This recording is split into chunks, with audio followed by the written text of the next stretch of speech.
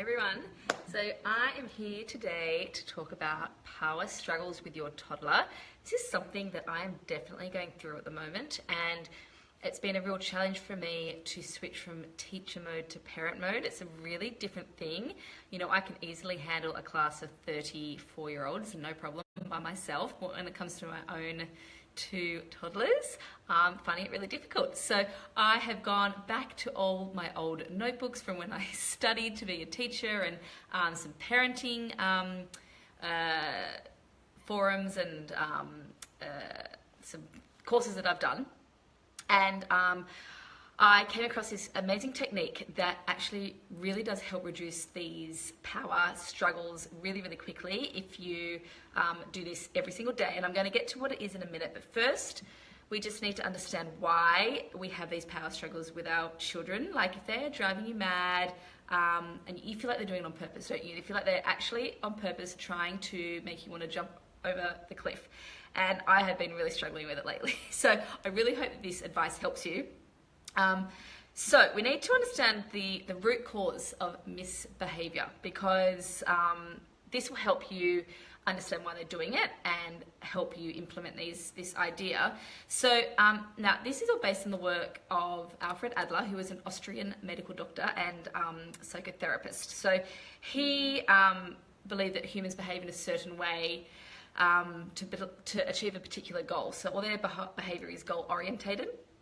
And he also insisted that children deserve to be treated with dignity and respect. So he had some principles of behaviour. One of them is that a child's primary goal is to achieve significance and belonging. So to feel that sense of belonging, that's sort of within their family, their parents, siblings, and this emotional connection they need, it comes from positive attention from you. And I said positive attention. So, you know, you need to think of your child as having an attention bucket, and you need to be really focused on filling up that attention bucket with positive attention throughout the day, so that that child's needs are met. They also, as all behaviour is goal orientated, so every whine, every interruption, every eye roll, all those behaviours are not random. They are doing it to get a reaction from you. They're craving your attention. So if you're not going to fill the attention with positive attention for your child, they will do whatever they can just to get any kind of attention. We all know this, good or bad. They don't care how it is, just fill up their bucket. So that's all they want you to do. It's also important to know that a misbehaving child is a discouraged child. So it's like their bat signal for help. They are screaming for our help. When they're misbehaving, they're not trying to misbehave. They don't want to misbehave, but they just haven't figured out a way to get their needs for belonging and significance met. So there is a root of that temper tantrum, that eye roll, or the defiance, or the acting out. There is a root cause to all this. So, you know, if your child could verbalize it, it might sound something like, you know, Mum, I don't feel important right now.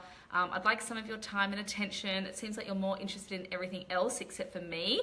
And I don't know about you, but I'm so guilty of this. I spend way too much time on my phone, and you know, the girls are trying to get my attention, and I'm too busy trying to sort of finish a text or whatever it is, and I'm doing.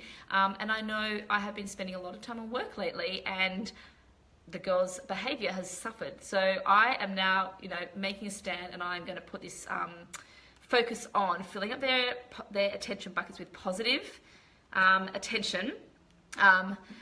But you've just got to understand, they can't put their feelings into words. So they whine, they cry, they cling, they have a tantrum, they annoy you to get your attention. Because as soon as they whine or do this, they know they're going to get your attention. You're going to stop what you're doing because you want that whining to stop. So they know it works.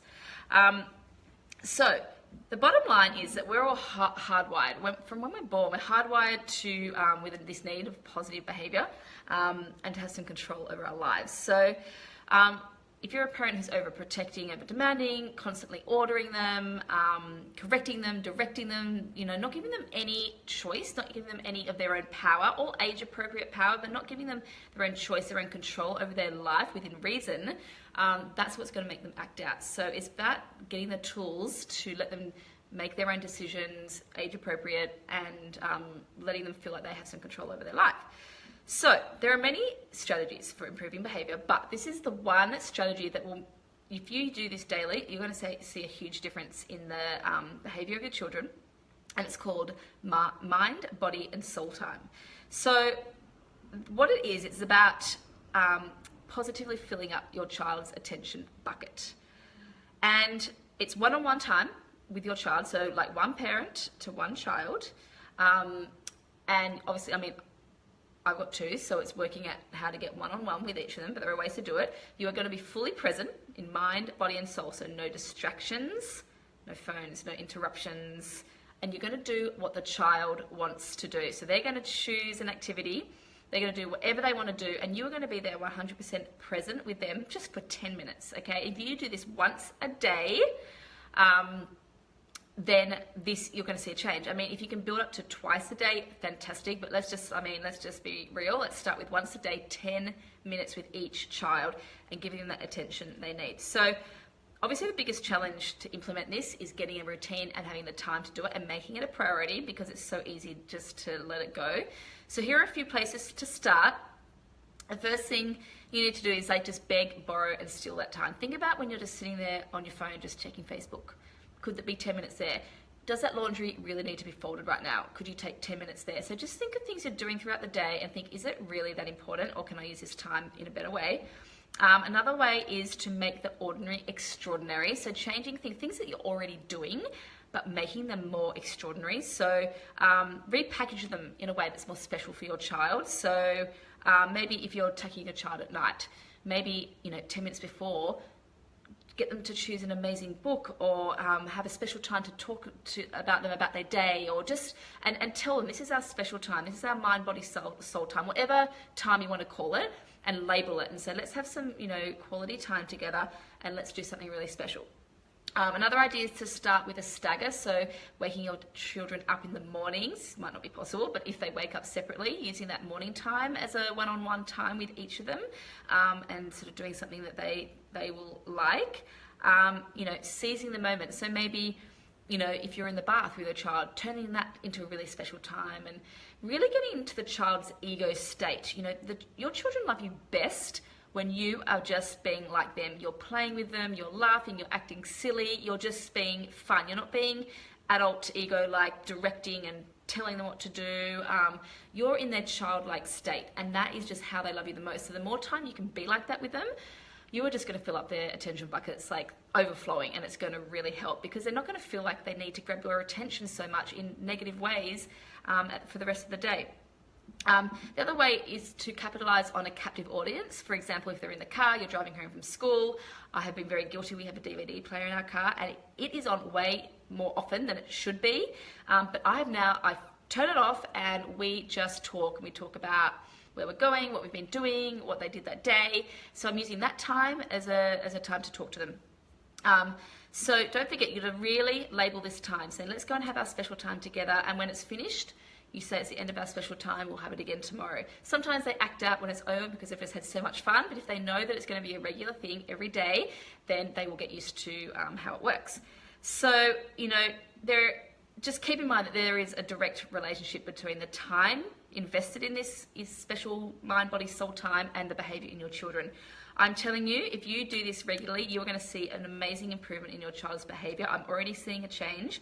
And you'll just, these bad behaviors will just fall off the radar, and you'll just have a happy home once again. So I've got plenty more tips, but that's just how I'm going to give you that today. I'd love to hear how it works for you, if you give it a go, if you've tried it already. Please comment below. If you're having power struggle with your child at the moment, just give me a wave, say hi, say me, because I certainly am, so I totally feel you. And just keep trying to find opportunities in your day-to-day life, make them extraordinary, and just be in that childlike state as much as you can. I really hope this helped. I'm going to be putting this up on my blog today, and I will actually have like a longer version written out so you can see all the ideas written down, and this video will be there again so you can watch it later. But again, thank you so much for your time, and head on over to my blog and check it out there. All right, we'll see you later. Bye.